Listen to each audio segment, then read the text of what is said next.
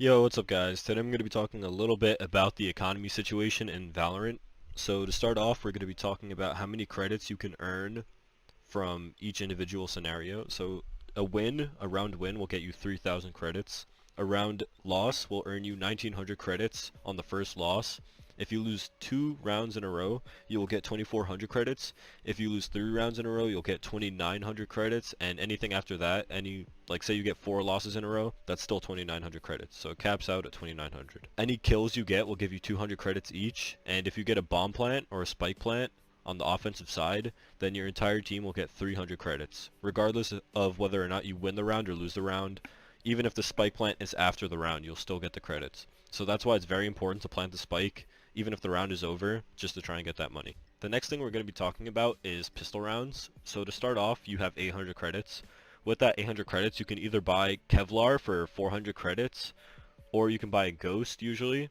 Most people try not to buy the Frenzy and Kevlar because the Frenzy honestly isn't that great. So really it just boils down to either keeping the Classic with armor, keeping the Classic with abilities, or buying the Ghost. So if you buy the Ghost, you're most likely going to be trying to fight long range, or you're just really confident in your aim and you know you can get the picks.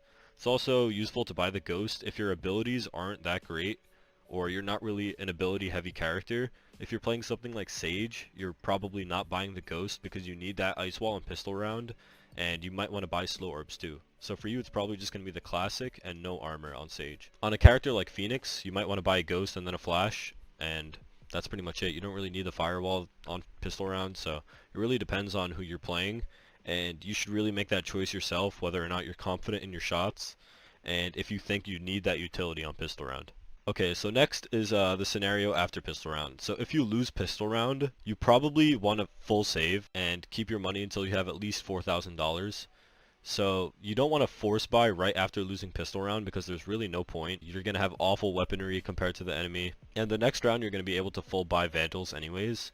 Usually the third round, if you've lost pistol round, is very important because you'll have full buy, like full rifles and stuff, and the enemy is still going to have their anti-eco weapons. They're going to have LMGs, SMGs, shotguns. So it's pretty easy to win the third round, even if you lose pistol. So if you do win pistol round, what you're going to want to buy is something like an LMG. The Ares is pretty good. The Bucky is a good shotgun. Auto shotgun is the Judge. You could also try some SMGs out like the Spectre. I honestly prefer the Ares over the Spectre, but that's just personal preference. If you want, many people save even after winning pistol round. They just keep a Ghost and armor in order to have a Vandal buy the next round, because whatever you buy on the second round, if you buy anything like an LMG or a shotgun or an SMG on the second round after winning pistol, you're probably not going to be able to buy a rifle on the third round.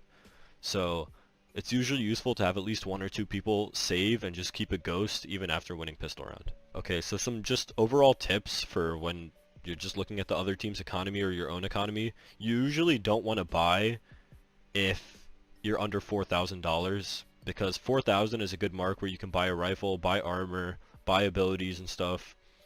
But if you're at like 2,400, usually you're not going to be buying, or anything under 3,000, unless you're force buying. So a good situation to force buy is where your team, the enemy team, has lost several rounds in a row, and then they win a round. So they've won a round, but their economy is still very, very weak, and you can see that when they have like $3,000 or less and they have guns. So in that situation, even if you are broke, you want to buy up and try and like prevent them from winning a second round in a row and building a good economy. You always want to be looking at what the enemy team can buy, and you especially want to look at what individual players can buy, because in ranked a lot of people don't drop each other. So if you see, say, a Raze is broke at C site, you most likely want to push C site because you know they don't have a gun to stop you. Another important thing is to keep track of how many people you kill in a round. So if the enemy team is low on money and you kill all of them in the round but still lose, then you know that you should probably buy, because they're all rebuying their weapons, and if you win that round, they're going to be broke for several rounds to come, and they're going to have to hard eco. If you know you didn't kill any of them in that round and they're like low on money, then it's probably not worth force buying, because you know they kept their guns from the last round and they probably have a good enough bank where even if they lose that round, they can rebuy on the next one. So a lot of this is just tactical. You want to count how many people you kill, who you kill, where they're playing, how much money they have, It's very important to keep track. Valorant is very different from CSGO in that you can always see the enemy's money. So this gives you a really big advantage. If you know how to play it well, you can always use this against your enemies and it'll actually help you a lot.